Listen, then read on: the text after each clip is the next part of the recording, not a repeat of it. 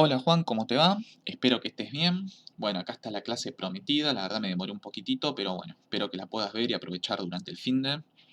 Está muy completa y vamos a empezar, como siempre, por los ejercicios y vamos a ver si podemos ir respondiendo las dudas más puntuales que hiciste sobre el ejercicio, sobre una base bien sólida.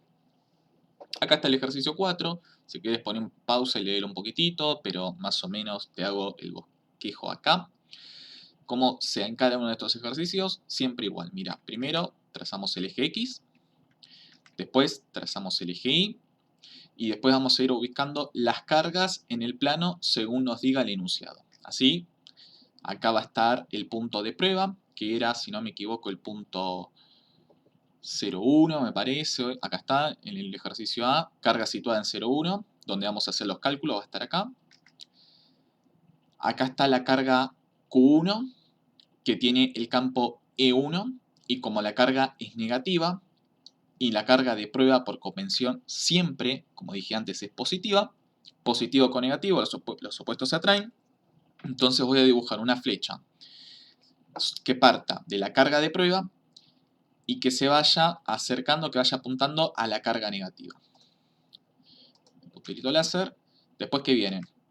Bueno, acá está la carga, acá indica que la carga 1 está en la coordenada 1, 0, o sea, 1 en X, 0 en Y sobre el eje X, y que su valor es menos 2 microcoulomb.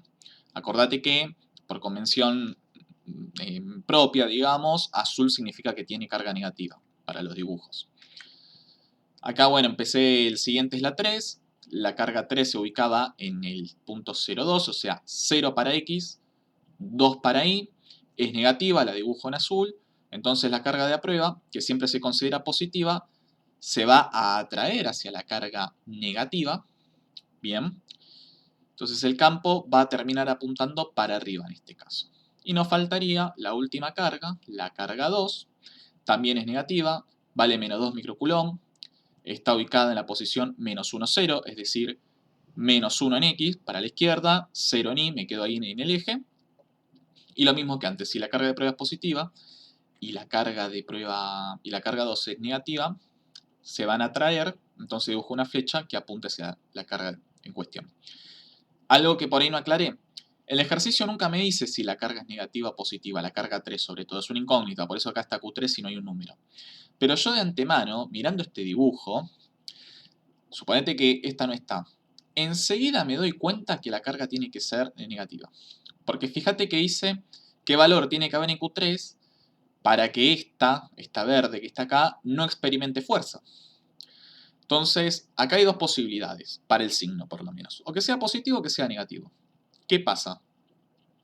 Como 1 y 2 son negativas, al menos en la parte vertical, te das cuenta que las dos van como tirando para abajo. Entonces, si yo quiero que acá dé 0, necesariamente voy a necesitar que la carga que está acá arriba tire también para arriba. Y si esta carga se considera siempre positiva, la única chance de que la carga que está acá tire para arriba es que también sea negativa igual que estas. Caso contrario, si esta carga yo la considerase positiva, por ejemplo, esta tira para abajo, ¿correcto? Porque negativa la va a traer, la va a tirar para abajo. O sea, va a tirar para abajo a la izquierda, pero el que importa ahora es para abajo. Esta, lo mismo, va también a tirarla en medida para abajo. Para la derecha, pero también para abajo. Tiene componente horizontal derecha y componente vertical hacia abajo. Si esta fuese negativa, positiva, perdón, si esta fuese positiva, y esta que está acá la considero positiva por convención, positivo con positivo se repele, entonces el campo también apuntaría para abajo. Entonces tengo tres campos distintos, todos apuntando hacia abajo en alguna medida. Y si todos apuntan hacia abajo, no hay manera de que se vayan a anular y que vaya a dar cero el ejercicio, que es lo que pide. Por lo tanto, antes de hacer nada, antes de plantear ninguna ecuación, ya adivinar el signo de la carga nos va a solucionar un montón de problemas porque va a ser mucho más fácil hacer las cuentas y va a ser mucho más difícil que nos equivoquemos. Dicho eso, continúo con el planteo. Empiezo a escribir acá. lo que primero vamos a plantear es el principio de superposición, que ya hablamos antes, que te dice que el campo neto, el campo E, el total, va a ser la suma de los campos que haya. En este caso va a ser la suma del campo 1, la suma del campo 2, más la suma del campo 3. Pero muy importante esto. Este principio de superposición que está acá es un principio vectorial. Ojo con eso, fíjate acá fue muy claro y puse el énfasis, E con raya arriba, E con raya arriba, E con raya arriba. Todo eso indica que estos son suma de vectores. Si bien esto es una suma, no quita que esto pueda tener una componente negativa en algún lado y que te queda, no sé, 4 menos 4 en alguna. ¿Se entiende? Y obviamente, como es un vector, tiene que estar igualado a un vector. Y acá lo que quise poner es el vector 0, 0, el vector que tiene 0 en x y 0 en y. ¿Por qué? Porque el inciso A dice no experimenta fuerza. Y si bien estos campos, fuerza y campo, están muy relacionados. No creo que no lo escribí, después por ahí te lo corrijo antes de mandar, pero la relación que hay es que el campo, el vector obviamente, va a ser igual a la fuerza que experimenta, la fuerza de Coulomb, por unidad de carga. O sea que van de la mano, o sea, uno es proporcional al otro. Así que si la fuerza es 0, el campo es 0. No lo escribí, después lo corrijo cuando te lo mande. Bueno, para empezar a practicar también un poco esto de descomponer ejes y empezar seno y coseno, no me metí tanto con la simetría, sino que lo hice todo medio a ciegas para practicar eso como me lo pediste. Así que lo primero que vamos a hacer es calcular el módulo de cada uno de los campos con la información que tenemos, siempre ubicado en el punto 0,1. Recordemos que el módulo del campo es la constante de Coulomb, que ahora la llamo K, por el módulo de la carga, dividido R cuadrado. ¿Por qué módulo de la carga y no carga? Y bueno, porque como yo estoy calculando módulo, acordate que por convención o por definición el módulo siempre es positivo. Bien. Como no quiero tener problemas con el signo, porque si acá es menos un culón, esto de negativo, le pongo el módulo acá. Entonces fíjate, la carga al módulo siempre positiva. Acá es una constante siempre positiva. La distancia al cuadrado siempre positiva. Todo es positivo acá, sí o sí. El signo después me lo va a dar el ángulo. Quédate tranquilo, ya vamos a llegar. Bueno, y acá está esta cuenta realizada con estos datos. Por ejemplo, para el campo 1 hay un 2 microcoulomb, entonces tenemos constante K, 9 por 10 a la 9, módulo de Q, 2 por 10 a la menos 6, acordate que micro es 10 a la menos 6, entonces 2 por 10 a la menos 6, distancia por Pitágoras siempre, ¿eh? Ojo, fíjate que tengo 1 para acá, 1 para acá. Si aplico Pitágoras, o sea, me daría esta hipotenusa, la que estoy viendo ahora, me daría raíz de 2 la distancia por Pitágoras. Como viene al cuadrado, me queda 2. Cuentita, 9000 Nm/Coulomb. Repito, para el campo de 2, obviamente el módulo coinciden, quizás no sea tan obvio, pero fíjate que más o menos es la misma carga, o sea, no, es la misma carga y está a la misma distancia, entonces es lógico que no es de lo mismo. Y para el campo 3 me queda esto en función de la carga 3, que es incógnita, que quizás acá no está bien aclarado, lo voy a dibujar. Esto está en módulo. Esto está en módulo, muy importante. Acordate que la carga 3 dedujimos que es negativa, pero acá va a aparecer positiva porque viene en módulo. Acá esto creo que es un poco lo que me pedías vos, insistir un poco sobre el ángulo, sobre componer vectores, sobre cuándo usar coseno, cuándo usar seno, de dónde se sacan los ángulos. Así que mucha atención acá. ¿Qué sabemos? Vamos a empezar por el 1, por el principio. Como el campo o la línea de acción del campo está sobre la recta que une a la carga de prueba con la carga Q1, nosotros podemos, mirando este dibujo, conocer el ángulo θ1 que forma el campo con el eje horizontal de las X. Sí, dicho así es muy difícil, pero fíjate. ¿Ves que acá hay un triángulo rectángulo? Bien, acá voy a tratar de señalar el ángulo de 90 grados. Y acá tenemos el triángulo, cateto 1, cateto 2, hipotenusa. Bueno, utilizando la definición de coseno, que venimos desde la más tierna infancia, sabemos que el coseno es adyacente, o sea, por ejemplo el de este ángulo, adyacente sobre hipotenusa. La adyacente sabemos que vale 1, es la distancia del origen, ves que acá dice 1, 0, 1, y la hipotenusa por Pitágoras calculamos que es raíz de 2. Entonces acá la tengo. Coseno de θ1 es igual a 1 sobre raíz de 2. Como a mí me interesa conocer los ángulos para después descomponer el campo este y saber su componente en X y su componente en Y, voy a calcular este ángulo θ1 que es el que tengo. Entonces digo θ1 es el arco coseno de 1 sobre raíz de 2. O sea, despejé el θ1 con la función inversa. Bien, si coseno de tita es 1 sobre raíz de 2, entonces tita es el arco coseno 1 sobre raíz de 2. Mucha, pero mucha atención acá porque esto es importante y esto trae dolores de cabeza a la mayoría de la gente. Si yo meto esto en la calculadora, que de hecho es lo que hice, me devuelve que el ángulo es de 45 grados. Y acá quiero que prestemos mucha atención. El ángulo es de 45 grados. Bien, bien, uno dice bárbaro, pero pensemos un cachitito sobre esto. Vengo acá, bien, vengo acá. ¿Dónde está el ángulo de 45 grados? Mirá, el primer cuadrante va de 0 a 90. El segundo cuadrante va de 90 a 180. El tercero va de 180 a 270 y el cuarto va de 270 a 360. Dicho esto, es obvio que el ángulo de 45 grados tiene que estar acá, sobre este cuadrante. Bien. Ahora, yo quiero que mires el campo E1 que está dibujado acá. Si yo este campo lo muevo al origen, ponele, agarro acá, ¿no? Con las dos manos, una mano en la base, otra en la punta, y sin deformarlo lo apoyo en el origen haciendo una cosa así. ¿Ves? Está más que claro que el campo E1 está en el cuarto cuadrante, y a mí me están diciendo que el ángulo es de 45, o sea que tendría que estar así. ¿Qué pasó, viejo?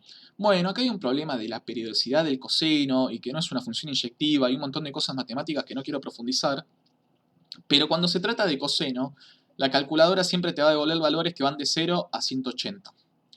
Entonces, ¿cómo se corrige esto? Bueno, hay dos maneras. En otro ejercicio hice la segunda, acá te presento la primera. Por un tema de simetría, de la circunferencia trigonométrica y toda esa historia, a vos te devuelven este ángulo. Bien, el de 45. Pero resulta que vos tenés este ángulo. ¿Cuál es la relación entre el ángulo que te devolvió con el eje positivo de las X y el ángulo que tenés? Bueno, quizás acá no se vea muy bien, pero este ángulo que buscamos, el que forma esta raya azul, con esta línea contada desde acá, es de menos 45.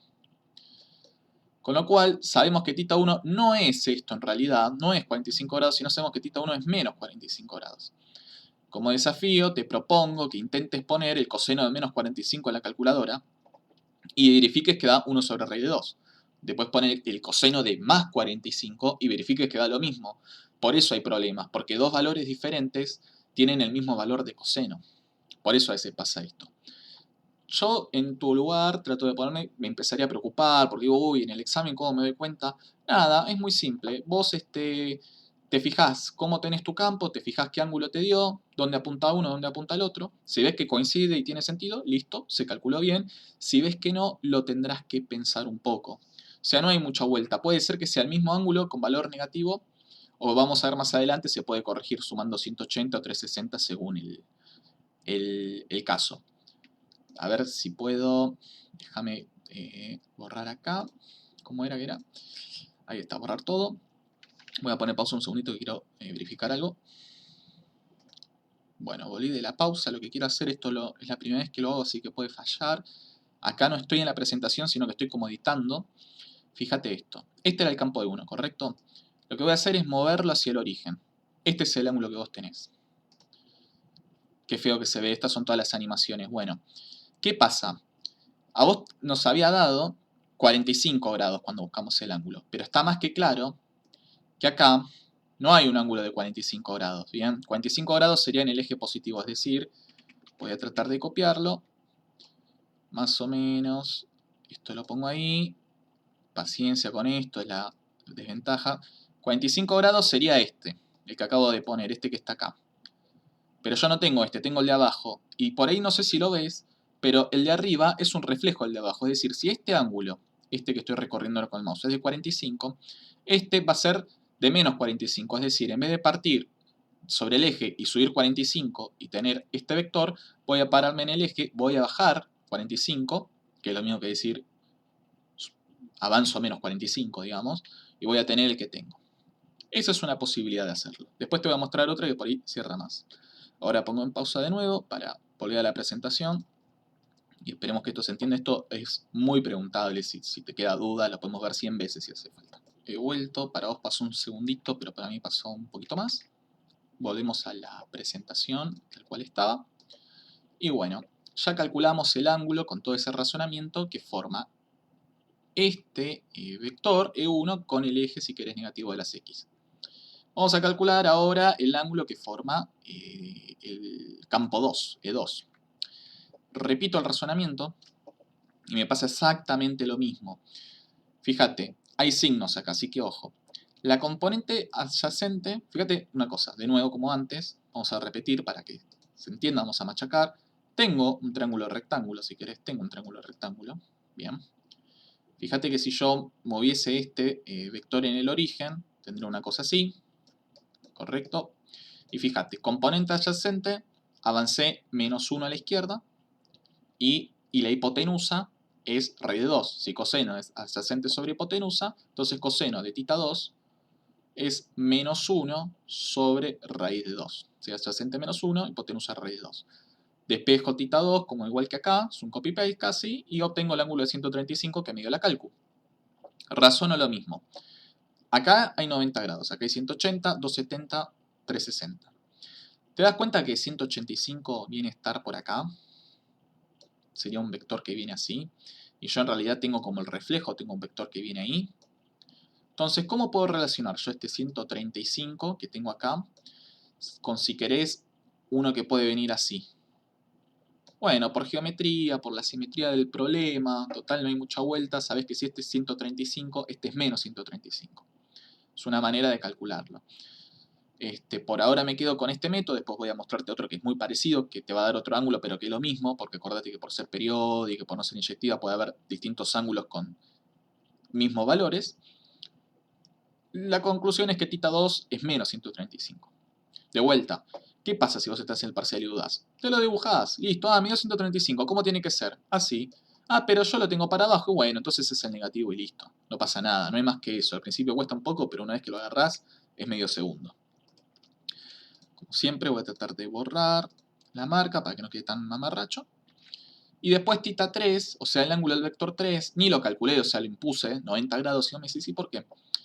Y por esto, mirá, claramente es un vector que apunta para arriba, sobre el eje Y, entonces no hay vuelta que si yo esto lo corro al origen, tendría un vector así, y claramente el ángulo que forma este vector con el eje de las X es un ángulo de 90 grados, sin vuelta. Y te recuerdo que acá lo había corregido, capaz que cuando te lo mande lo corrijo, esto es módulo. Por la definición de acá, esto está sobre módulo, me lo había olvidado. Ya teniendo los ángulos y los cosenos, y sobre todo el ángulo, podemos descomponer los vectores en su componente horizontal y vertical. ¿Qué quiere decir esto? Mira, suponete, no lo voy a dibujar acá de nuevo. Tengo los ejes y tengo un vector cualquiera. El vector, ¿qué más me decían las flechas? Bueno, el vector tiene una componente horizontal que va a estar acá y una componente vertical que va a estar por acá. Bien. Esto se hace para sumar sobre todo vectores. Ahora vas a ver cómo. Por eso, si nosotros miramos un triángulo rectángulo que forma un vector, con este ángulo, suponete, esto es que forma un triángulo rectángulo ahí, mira, de acá a acá, subo con ángulo de 90 grados y la hipotenusa. La hipotenusa o el largo de la hipotenusa es el vector en sí mismo. Si miramos con cariño esto, podemos saber que la componente en X va a ser por definición el módulo de, o sea, el largo del vector, o sea, lo que calculamos acá, por el coseno del ángulo que forma el vector con el eje de las X. Espero que se entienda esto. Es a la vez como por ahí medio básico, pero el que no lo agarró le cuesta mucho, así que es un tema que, que quizás en distancia cueste, pero fíjate lo mismo de antes. O sea, yo tengo, lo quiero repetir porque quiero estar seguro que quede claro. Tengo un vector acá, ¿sí? Que es la hipotenusa del triángulo rectángulo, y quiero saber el cateto adyacente. Coseno, ¿qué era? Lo voy a poner así, más fácil. Coseno, ¿qué era? Adyacente sobre hipotenusa. Muy bien. Entonces la componente en X es lo que juega de adyacente. ¿Se entiende? Entonces, ¿qué voy a hacer? Que el adyacente va a ser igual a la hipotenusa, que pasa multiplicando, que es el módulo del vector en este caso, así que directamente pongo, si querés, módulo de, por el coseno. Ay, Dios, qué feo que se escribe, pero bueno, es lo que hay. Más o menos esto sería la componente en X. Y es lo que está escrito acá. El adyacente es lo que juega de componente en X, la hipotenusa es lo que juega del módulo D, que es lo que se calcula acá, y el coseno del ángulo es el coseno del ángulo. Como bien calculamos acá, el coseno de tita 1 es 1 sobre raíz de 2, E1 era 9000, y es la cuenta que está acá.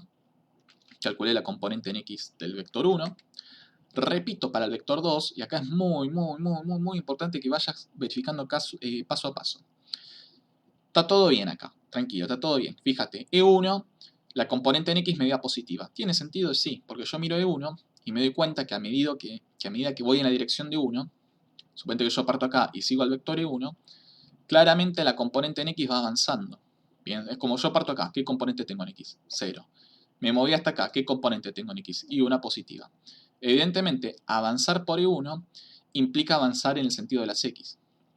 Entonces eso tiene coherencia con que la componente en 1 en X sea algo positivo. Por otro lado, la componente en 2 en X, ves que se calcula igual, módulo de 2 por el coseno del ángulo 2, me da 9000, acá me dio negativo, me dice que la componente en X del vector E2 es negativa. ¿Tendrá sentido eso? Y me fijo, mira, acá parto y acá llego. Se ve que a medida que avanzo por E2, me voy corriendo para la izquierda en el eje de la X, es decir, que me voy recorriendo valores negativos. Si eso se ve, no puede haber duda de que la componente en 2 de X tiene que ser un valor negativo. Y está todo bien. Con esto, ¿por qué hago tanto hincapié en esto? Porque para que no te pase, por ejemplo, lo que está acá. ¿Ves? Para que de repente vos digas, el ángulo es 45 grados o 135, bueno, acá puede llegar a saltar ese error. Por eso hay que estar muy atento con eso. Si uno lo mira y va pensando paso a paso lo que hace, estos errores o estos problemas, estos inconvenientes, se corrigen fácil.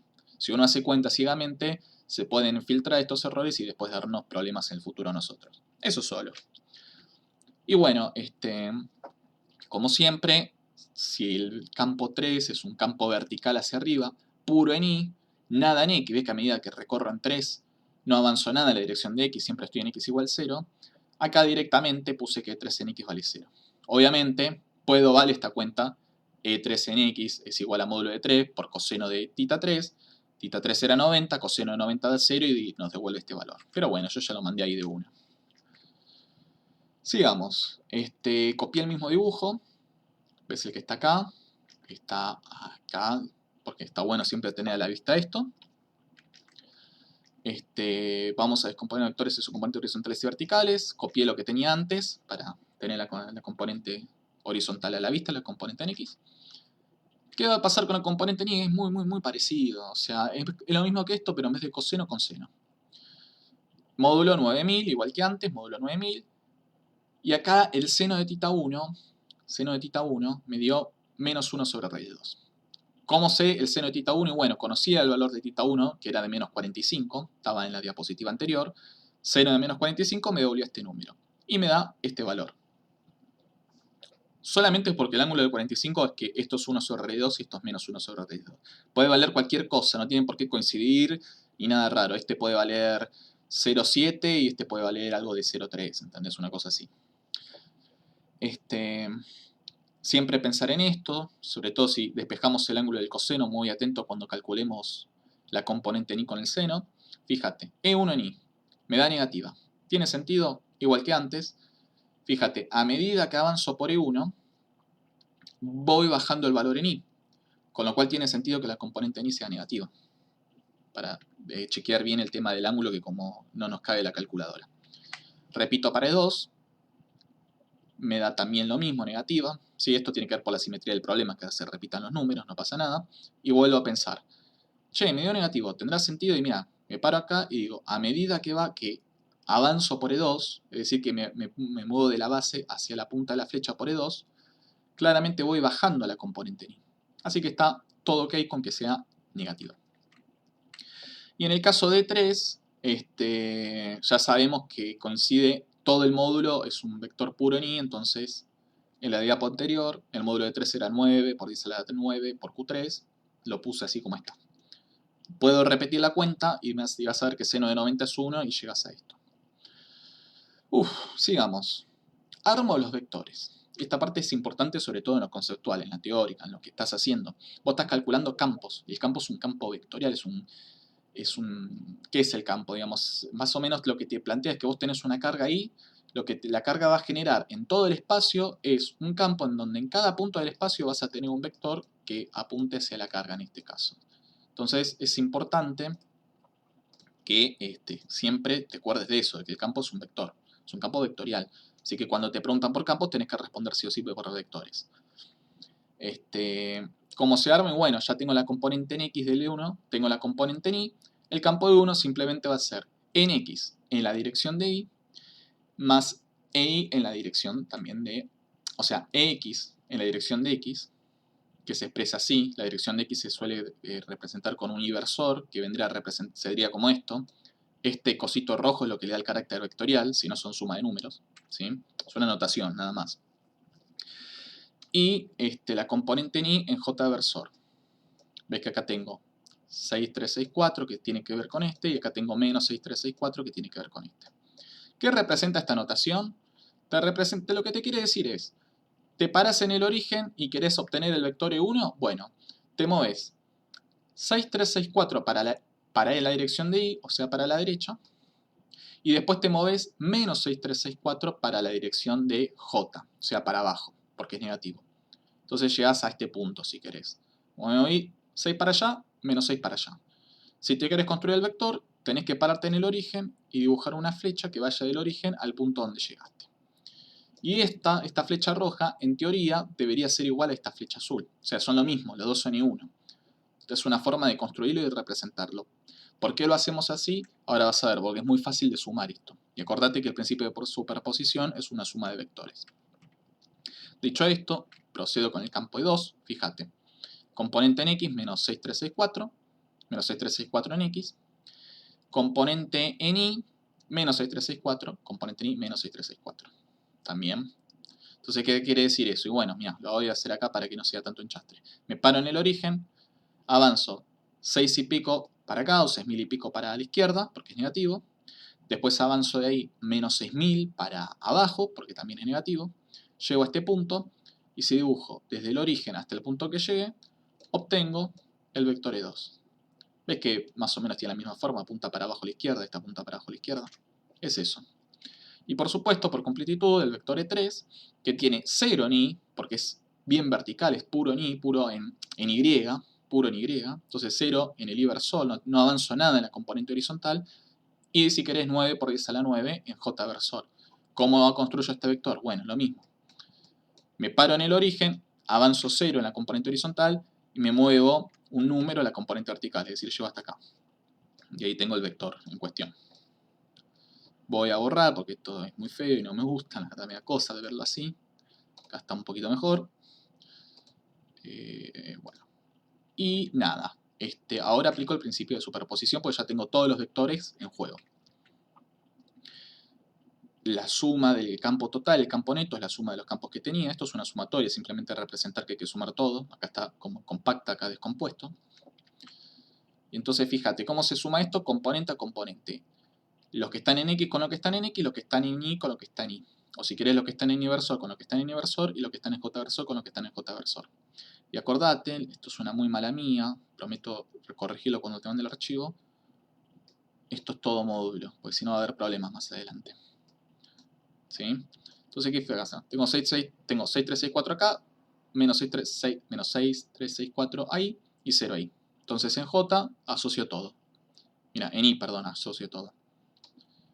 Repito para la segunda componente, la que será el componente Y acá, o J versor ahí, es una notación. Menos 6364, menos 6364, 9 por 10 a la 9 por módulo de Q3. Y eso, por condición del ejercicio, me habían pedido que el campo sea 0, entonces tengo que evaluarlo. 0 para el Y y 0 para el J. Tienen que ser, para que dos vectores sean iguales, tienen que ser iguales en todas sus componentes. ¿Sí? Entonces ahora descompongo esta ecuación. Planteo la igualdad de lo que sería el inversor o la componente en X. Esto me termina dando 0 porque acá tengo un número por el mismo número. O sea, un número menos ese número 0 más 0, 0. 0 igual a 0. Esto está bueno, se verifica. Y después en J tengo que resolver esta cuenta. Menos 6364, menos 6364, más este bicho igualado a 0. ¿Sí? Igualé lo que está acá, o sea, lo que está esta J, lo igualé a esta. Acá ya más o menos, para simplificar, resolví esta cuenta. Fíjate que esto es más o menos 6000. por 2, porque resto 2 veces, entonces me queda menos 12.000 y pico, más 9 por 10 a la 9 por módulo de Q3 tiene que ser igual a 0. Y por supuesto, el módulo de Q3, como no podía ser, como no puede no ser, es positivo. ¿Ves que me queda? Esto pasó sumando a este lado, el 12.000 me quedó sumando y el 9 por 10 a la 9 pasó dividiendo. Obvié las unidades porque si no esto queda un choclazo, pero como usé todo el sistema internacional y no puse nada, sí, y no puse nada raro, si estoy calculando una carga sé que va a dar en Coulomb. Y me da 1,41 por 10 a la menos 6 Coulomb. Bárbaro, aplauso, redondeo y paso otro ejercicio en el examen. Bueno, no. ¿Por qué? Acordate que por el razonamiento que nosotros hicimos, la carga 3 tiene que ser negativa.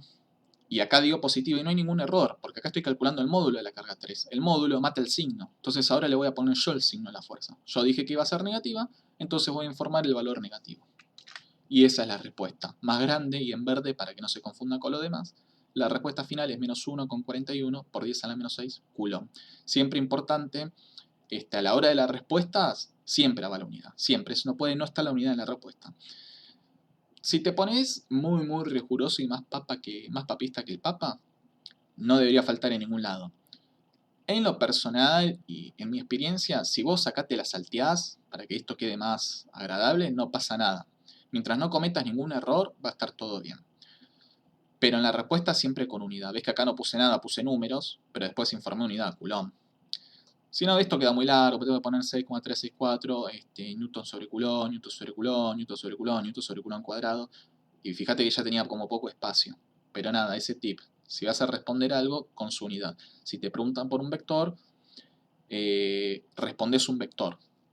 Y si te llegan a preguntar voltajes y esa cosa, mucha atención al signo. ¿Sí? Pequeños tips que pueden traer dolores de cabeza si no lo tenemos en cuenta. Bueno, avanzo, ¿sí? No quiero que se haga muy largo. Preguntaban en el punto B por el voltaje. O sea, el potencial eléctrico, voltaje potencial eléctrico es lo mismo, en el punto 0,1, es decir, acá, donde estamos trabajando siempre.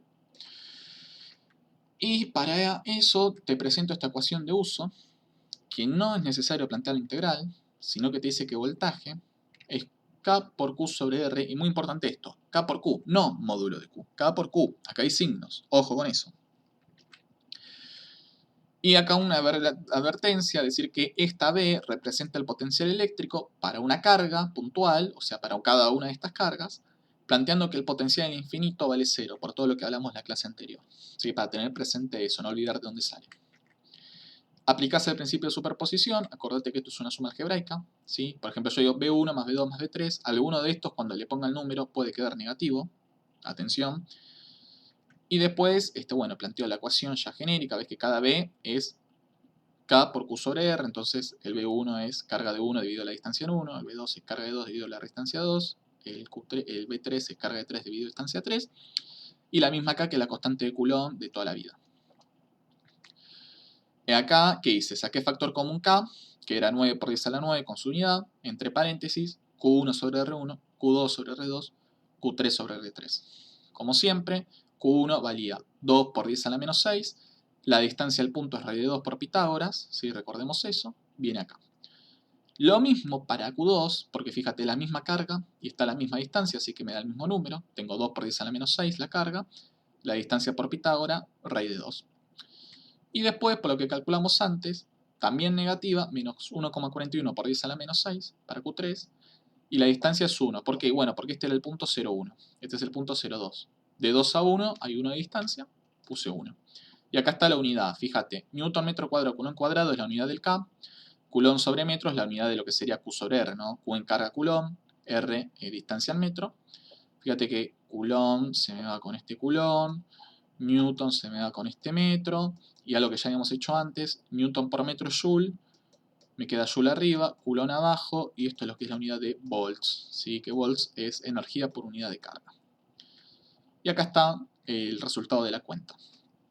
Bien. Hice esto solo, creo que no hay mucho más jugo para sacarle esto.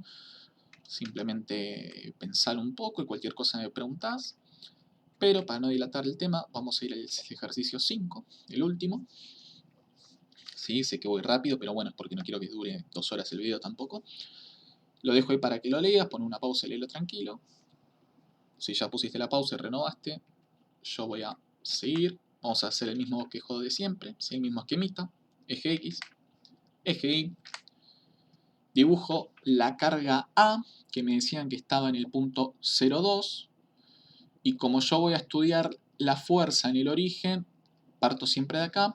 Y fíjate que si mi carga puntual, si mi carga de prueba, la considero por, como dije muchas veces, convención positiva, como la carga es positiva, positiva con positiva se repele, entonces voy a poner una flecha hacia abajo, ¿sí? Una flecha que va a ser saliente y que va a estar sobre la línea que une a las dos cargas. Por eso está ahí, muy importante. Y para no marearte, porque aparecen muchas, a la carga positiva, viste que te dije que la escriba en rojo, bueno, acá le puse como un color parecido, naranja, y al campo correspondiente lo dibujé naranja.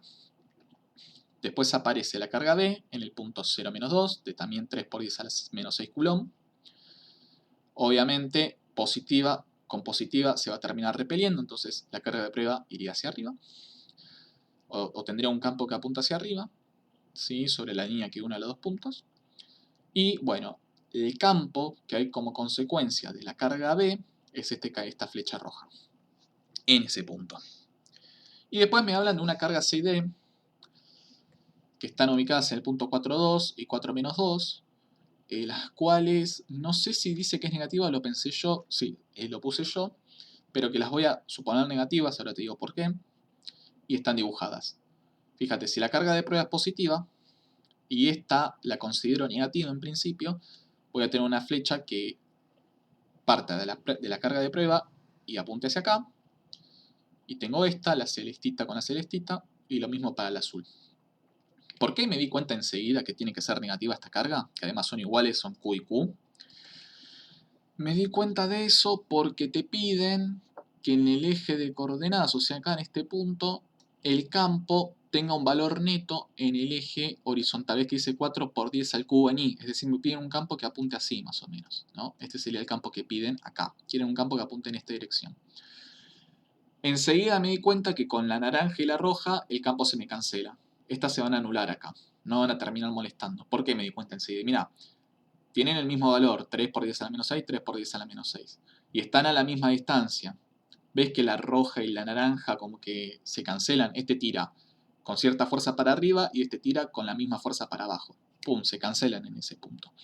Entonces, si después yo quiero que esta carga se me vaya para la derecha, que el campo en esta carga apunte para la derecha, necesito que estas dos sean cargas de valor negativo.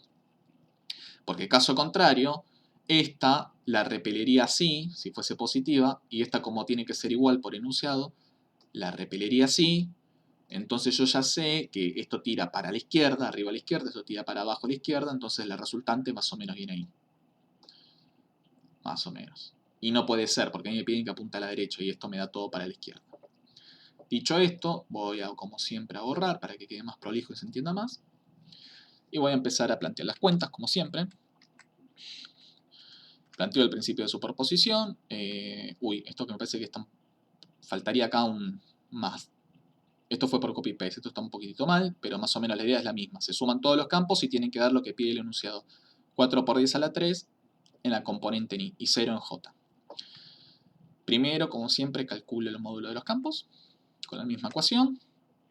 Y acá hay algo muy piola, que si te das cuenta te vas a ahorrar un montonazo de cuentas, es que por simetría, lo que te dije antes, A y B se terminan cancelando entre sí, con lo cual ni las voy a plantear. Si vos la querés plantear y verificar que se cancelan, hacelo, tranquilo, te va a venir bien para practicar. Pero yo, para que esto que sea más razonable y no se extienda demasiado, ni las planteé. Empecé a calcular por el módulo de C.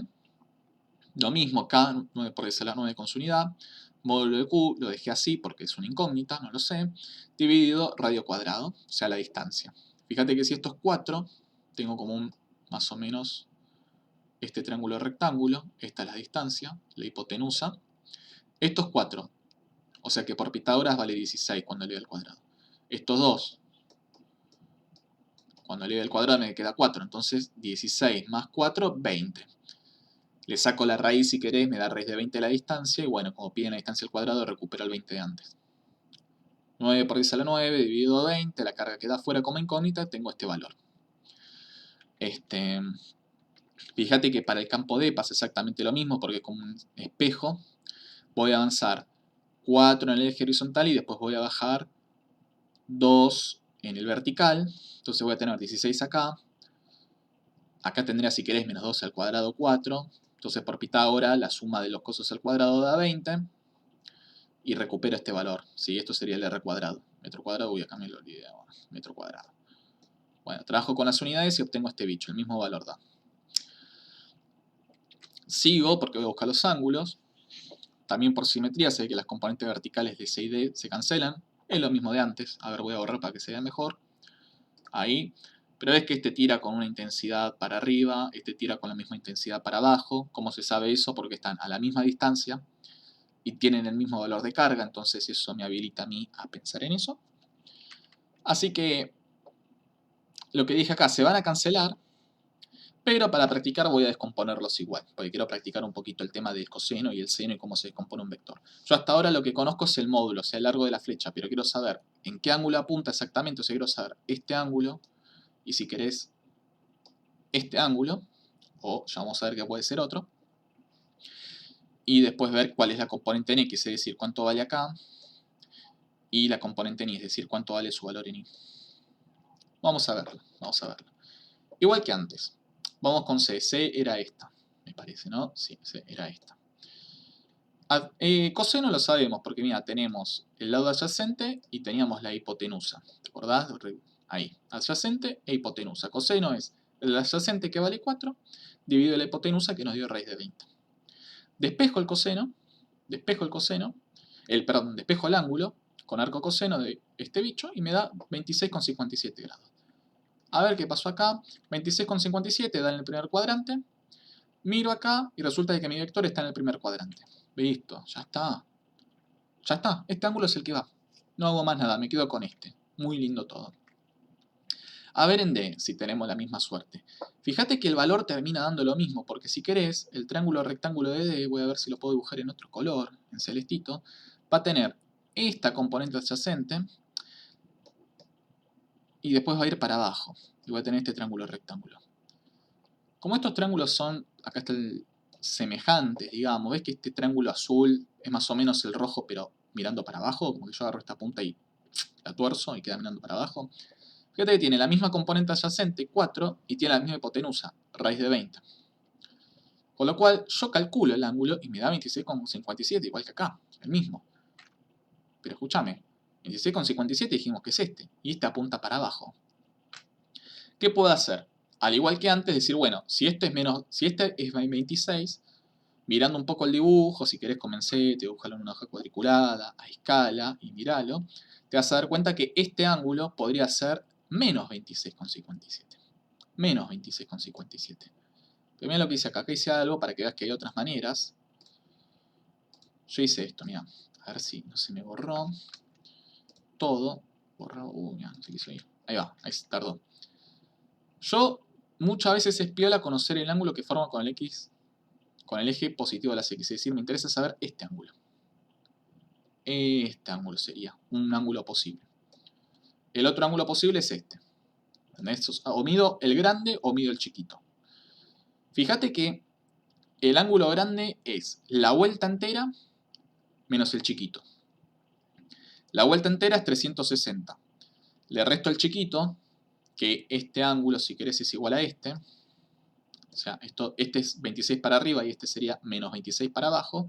Entonces, ¿cuál es la conclusión? Que si yo a 360 le saco 26, obtengo el ángulo que quiero tener. Entonces el ángulo de θ D, por ejemplo, puede ser 360 menos 26,57, este que está acá. Como hay un montón, el verdadero, el que usé, es el que está marcado en verde. ¿Podés usar menos 26,57? Podés usarlo. A veces es conveniente, por ahí, para ser sistemático, siempre usar el ángulo que forma el vector con el eje positivo de las X. Pero vos usá el que quieras, ahí te di la segunda alternativa de la que te hablé antes. Lo único que tener cuidado es que cuando vayas calculando el componente en X y el componente en Y, te apunte donde te tiene que apuntar. Por ejemplo, este vector azul tiene que apuntar para abajo, cuando apunta para abajo. Ergo, su componente en Y tiene que ser negativa. Vamos a ver si eso pasa. Ya conociendo el coseno y el ángulo, ergo también el seno, descompongo los vectores. Componente en x, módulo del vector, por coseno del ángulo. Coseno del ángulo es 4 sobre 20, módulo del vector es 450, 10 a la 6, todo este bicho que está acá. Y me queda esta cuenta en función de q. Repito para la componente en d y analizo el signo ahora para ver si estoy bien con los ángulos. En C apunta para la derecha, tiene que ser positivo en X, medio positivo en X, está muy bien. El D apunta también para la derecha, abajo a la derecha, pero a la derecha la componente horizontal tiene que ser positiva, medio positiva, está bien. Esto es práctica, es medio aburrido, la verdad no es muy interesante, sí, pero es lo que es, y insisto que si acá hay algo que no se entiende, preguntes porque es como la parte más paga y menos interesante, pero a la vez la que más problemas puede dar, pues el tema de la geometría siempre cuesta un poco. Bueno, ¿qué hacíamos? Bueno, sigo para adelante. Uy, no está animado. Bueno, ¿qué pasó acá? Como el naranja y el rojo que estaban por acá se cancelaban, ni los dibujé, me adelanté a la jugada y solamente me quedé con estos dos que son los que estoy usando. Este cuadro es el de la diapo anterior, está copiado de nuevo porque está piola tenerlo a la vista. Y ahora me toca descomponer en el i. Si en x usé coseno, en y va seno. Y siempre cuidado, ¿no? De esto, de usar siempre bien los ángulos. Fíjate, y es módulo del vector por seno.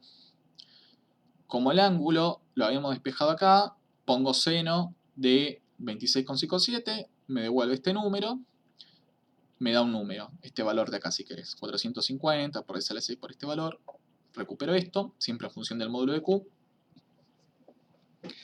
y chequeo. El celeste, el C, ves que apunta para la derecha si querés, pero para arriba, tiene una componente positiva. La componente es positiva. Me dio positivo, está bien, es una buena señal. A ver el D qué pasa. Apunta para abajo, debería dar negativo. Vemos la cuenta. Usé en vez de tita C, tita D dio 33,43 y me dio negativo. Pues más por menos menos, me dio negativo acá. Apunta para abajo, tendría que apuntar para abajo, quiere decir que está todo en orden. Voy a dibujar los ángulos por las dudas. 26,57 es este ángulo que está acá. 26,57 tita C es este ángulo que está acá. Y si querés, 333,43 es este que está acá. Entonces, cuando tenés este ángulo, podés dibujar, podés descomponer sí o sí con coseno y seno, x con coseno y con seno. Se puede tener el ángulo que forma el vector con el eje positivo de las x. Bien, no hay problema con eso. Después vamos a ver si podemos hablar de otro tipo de ángulo que da distinto. Pero tranquilo, por ahora, si seguís con esto, si entendiste esto, venís bien. Acá ya lo hice más compacto, a diferencia del ejercicio anterior. Fíjate que te pide que hay que sumar que que el campo resultante es la suma de todos los campos. Como dije antes, el A con el B, o sea, el naranja y el rojo se cancelaban, por eso no aparecen en esta ecuación. Y tengo que sumar C con D. Y esa suma, por petición del enunciado, tiene que dar este que está acá, 0 en J, 4 por 10 a la 3 en I. Entonces directamente sumé componente en X de ¿dónde está? Componente en X, ¿cuánto me dio? 402, 402, tanto para el C como para el D, por eso aparece 2 por 402, en I, y en J, o sea el vertical, o sea el Y, el Y, fíjate, este me dio 201,3 10 a la 6Q. Y este dio menos 201,3 10 a la 6Q. Entonces se cancelan porque son iguales pero distintos signos, entonces la suma termina dando 0. Y después este vector de acá, esto es un vector, tiene que estar igualado a este vector de acá. Como se iguala componente a componente. El primero, sé que me salté algunas cuentas, perdón, pero fíjate que tengo 402. Acá, 402 por 2, 804. Entonces, el primer bicho, lo igualé al primer bicho de obtengo esta ecuación, y el segundo me verificó que 0 tiene que ser igual a 0. Después de esta ecuación, despejé el módulo de Q. ¿Cómo? Y bueno, 4 por 10 a la 3 dividido 804 por 10 a la 6. Obteniendo este resultado que está acá. Muy importante, yo que calculé módulo de Q. Pero acá vemos que Q, habíamos dicho que tiene que ser negativa, ves que está en celestito, en esa gama de color celeste-azul, con lo cual corrijo poniéndole el signo que va. Si esto era 4. Si esto era 4 y pico, este es menos 4 y pico. No sé si acá le erré con la coma. Fíjate que coincidió con la respuesta del ejercicio. También lo voy a corregir cuando te lo mande. Si esto es un error de tipeo, pero acá está todo bien. Simplemente recordá, a la hora de informar el resultado, importante el signo, importante la unidad. ¿Sí? Muy importante. Es más importante que el número. Porque si vos acá de repente te ponías menos 7 y capaz que no pasa nada. Pero si vos pones acá más 4,97, problema. Y bueno, para seguir con el cuento, pide el potencial eléctrico. Recordamos su ecuación. Lo mismo de antes, es un copy-paste. Acá están dibujadas todas las cargas. Acá está planteado el principio de superposición. Después B termina siendo K por la carga de A dividido la distancia A, la carga de B dividido la distancia de B, etc. Y después, nada, acordate que estas cargas tienen signo, no son en módulo, como bien dice ahí. Y, nada, la K valía 9 por 10 a la 9. Y acordate, a ver, el A, por ejemplo, carga 3 por 10 a la 6, distancia 2. Bueno, carga 3 por 10 a la 6, a la menos 6, distancia 2. Mismo para la carga roja, mismo para la carga celeste. Fíjate, la carga había dado menos 4,97, también por 10 a la menos 6. Y la distancia es raíz de 20. Fíjate que acá no es r cuadrado, es r, entonces acordate que la distancia era esta hipotenusa y había dado raíz de 20. El D, que sería daba lo mismo. Y si yo meto todo este choclazo en la calculadora, me da este valor. Que en la respuesta creo que era 7000. Bueno, yo tiré el valor un poquitito más exacto.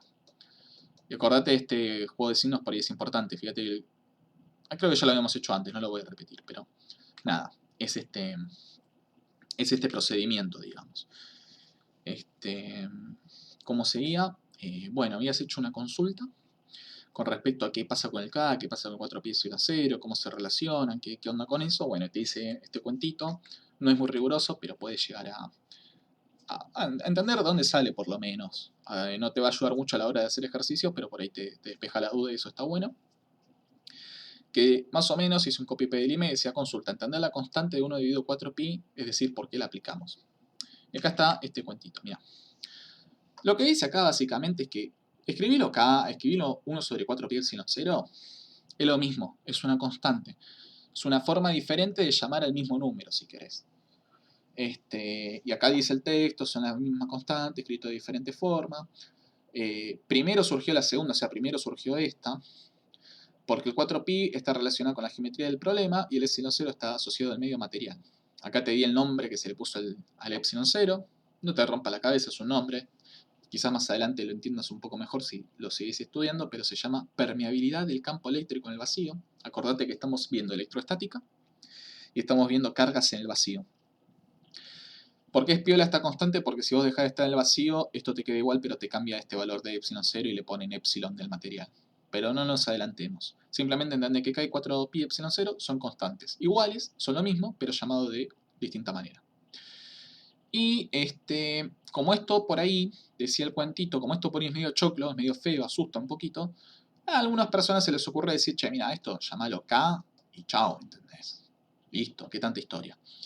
Y es una manera más práctica de agrupar esos términos. No obstante, porque quise hacerme el que redactó bien, en algunas aplicaciones utilizar esta forma con 4pi epsilon 0 da resultados más elegantes porque en algunas cuentas que todavía no vimos, a veces aparece el campo multiplicado por el área de una esfera y entonces 4pi con 4pi se va y esto queda un poquito mejor. Y acá viene un cuentito de dónde sale.